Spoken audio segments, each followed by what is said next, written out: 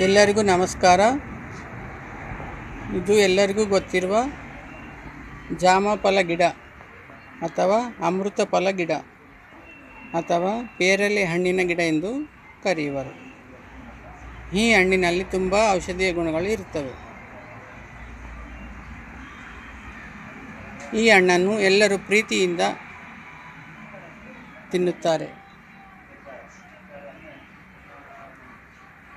ಈ ಹಣ್ಣಿನ ಸುಗಂಧಭರಿತವಾದ ವಾಸನೆಯು ಮಕ್ಕಳನ್ನು ಮತ್ತು ದೊಡ್ಡವರನ್ನು ಆಕರ್ಷಿಸುತ್ತದೆ.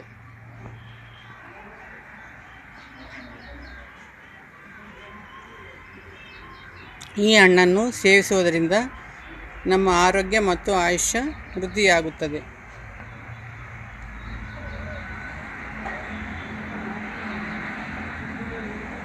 ಈ ಜಾಮಫಲ ಗಿಡದ ಎಲೆಗಳಲ್ಲಿ ತುಂಬ ಔಷಧೀಯ ಗುಣಗಳು ಇರುತ್ತವೆ. 1 ಗ್ಲಾಸ್ ನೀರಿನಲ್ಲಿ 4-5 ಎಲೆಗಳನ್ನು ಕುದಿಸಿ ಸೋಯಿಸಿ ಕುಡಿಯುವುದರಿಂದ ಹಲ್ಲಿ ನೋವಿನ ಸಮಸ್ಯೆ ಮತ್ತು ಕೈಕಾಲುಗಳ ನೋವಿನ ಸಮಸ್ಯೆ ದೂರವಾಗುತ್ತದೆ.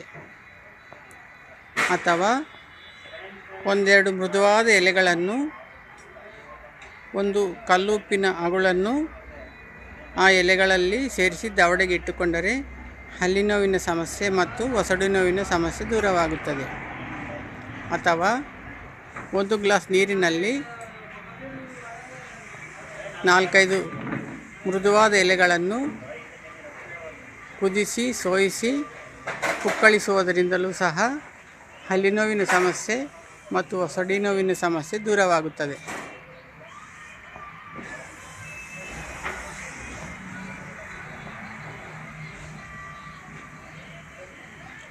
Thank you for watching. Please subscribe, like and share.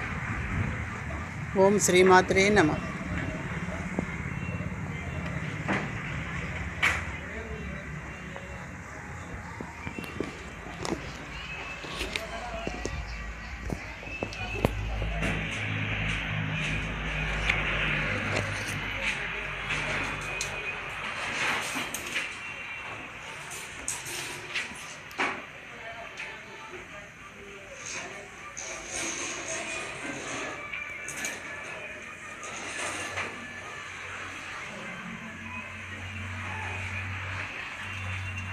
ओम श्री वैद्यनारायणाय नमः. ओम श्री धन्वंतर देवाय नमः.